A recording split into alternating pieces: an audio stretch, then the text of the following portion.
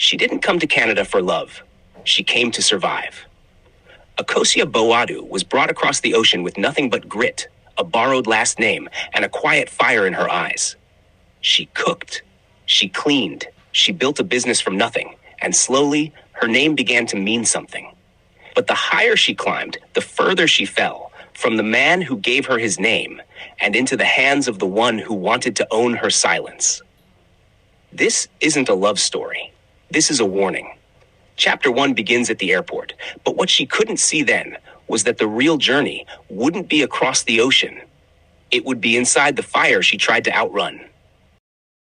When Akosya stepped off the plane at Pearson International Airport, the winter air bit at her cheeks, but she smiled anyway. Canada wasn't home. Not yet, but she believed it would be. She was a woman of quiet, commanding beauty, the kind that didn't need makeup or spotlight to turn heads. Her skin was the color of rich mahogany, smooth and radiant. High cheekbones framed her almond-shaped eyes, always lit with an ambitious glow. Her full lips, often pressed into a contemplative line, could melt the edge off a hard day when they curved into a rare smile. Statuesque and tall, with curves shaped by a life of movement and labor, Akosya moved with elegance, even while carrying groceries or stirring a bubbling pot.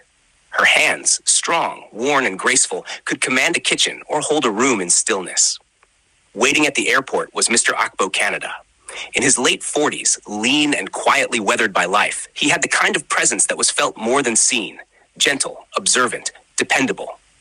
His skin bore the marks of labor and time, his peppered beard trimmed with care. His brown eyes, always quietly scanning the world, held a sadness few noticed, but many felt. A former warehouse supervisor, now the home's backbone, he was the kind of man who folded the laundry before being asked and remembered everyone's birthday without fanfare. He hadn't brought Akosya for love. It was opportunity that flew her across the Atlantic. In Ghana, he'd seen how hard she worked, caring for her ailing aunt, raising her siblings, and managing a catering business in a sweltering kitchen the size of a closet. She'd been a marvel of purpose. Friends urged him, marry her. She's a woman worth building with.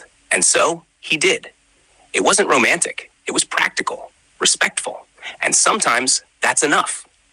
Within 2 years, Akosya's talents became a business. She started with a few orders from her kitchen. That turned into a food truck, then a bustling storefront bearing her name. Her dishes were bold, unforgettable, like her. She became a local star. Her story whispered like a legend in immigrant circles. She'd made something of herself. As her flame grew, Akbo stepped back. He managed the home, raised the boys, cleaned the floors, and folded the world behind her. He was proud until he wasn't. Because somewhere along the path, Akosya stopped looking back at him. It started with networking dinners, then meetings with potential investors, then late nights. The scent of foreign cologne, a different wardrobe, sharper lines, more heels, more gold. Her phone never left her side. She laughed more, but never at home. One name surfaced again and again, Martin. He's just a business consultant, she said, slipping off her heels, exasperated but glowing. Knows the food industry inside and out, said he could help scale my brand. Martin Okoro was the shadow in a tailored suit. Early 40s, tall, caramel-skinned, and built like he once played college football, Martin moved like someone who always expected doors to open. His smile was smooth, too smooth. His scent expensive, his eyes never empty. Officially, he was a consultant. In reality, he was a broker of ambitions and debts. He had a habit of appearing right when someone felt unstoppable, and when they couldn't afford to stop. Akosya didn't see danger. She saw scale.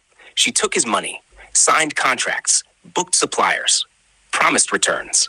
Martin promised her the world, and she believed him. Then the interest grew. Then the notes came. One arrived in the mailbox. Open quote, debts are only beautiful when paid quickly. Close quote. Another taped to the storefront window. Open quote, if I go down, I don't go alone. Close quote. She brushed them off. Just haters, she said with a weak laugh. But her hand trembled when she opened her handbag. Meanwhile, she put her 17-year-old son Kabi at the center of it all. Lanky and proud, with her fire and Akbo's silence, he started managing finances, deliveries, even meetings. Kabi wore his new status like a crown, but he was still a boy, pretending to be king. You're giving him too much, Akbo said. She cut him with her eyes. He's more of a man than you. And just like that, Akbo knew something was breaking that would not be fixed. Then one evening, sorting laundry, he found the document, a transfer of business ownership. Akosya's signature at the bottom. The recipient's name blacked out. That night, he waited at the kitchen table. She walked in and didn't flinch when she saw the paper. "I'm tired of this life," she said coldly. "You, this house, this country, it's all suffocating." "And the children?" he asked. "They'll survive." 2 days later, she was gone. Her car was found near a frozen lake. Doors unlocked, purse inside, no footprints. No struggle, no Akosya. The police opened a file, pointed fingers, asked the right questions, but never found answers. And then, months passed. But it wasn't healing. It was unraveling. The hallway light began flickering on at 3:12 a.m., like clockwork. Akbo replaced the bulb, rewired the switch. Still, it glowed. Strangers knocked and asked for her by name. One man, tall with an accent and a stare like steel, tapped the doorframe and said, "No one's ever really gone. They just changed shapes." Mail began arriving with no postage, just her name scribbled in handwriting too familiar. The envelopes were empty, every single one. Then one night, a voicemail from a private number, 3 seconds. Breathing, her breathing. Kabi started unraveling. He stopped eating, stopped sleeping. One day he vanished for 24 hours, came back with a busted lip and refused to talk. That night, Akbo found a shoebox under his bed, filled with ATM receipts, printed emails, and one photo. Akosya at a gas station, sunglasses, a suitcase, alive. The date was 3 weeks after her disappearance. "I met Martin," Kabi said finally, voice cracking. "He said she's not missing. She's hiding. She tried to leave the deal. Now she's in deeper than ever." Akbo didn't sleep for days. Then came the letter. No return address. A wax seal. Inside, open quote, "I made something of myself, just not what you expected." Close quote. Signed, Akosya Boadu, not Canada. Boadu. She was alive. She wasn't missing. She was finished with them. The police closed the case. Voluntary disappearance. But Akbo knew better. He tucked the letter into the back of her old cookbook and never mentioned it again. He opened a modest catering service. Kabi returned to school. They rebuilt, quietly, cautiously. But some nights, when the air felt too still and the shadows too long, Akbo sat by the window, tea in hand, watching the mailbox. Because he knew something now. No one's really gone. They just changed shapes. Audio Jungle.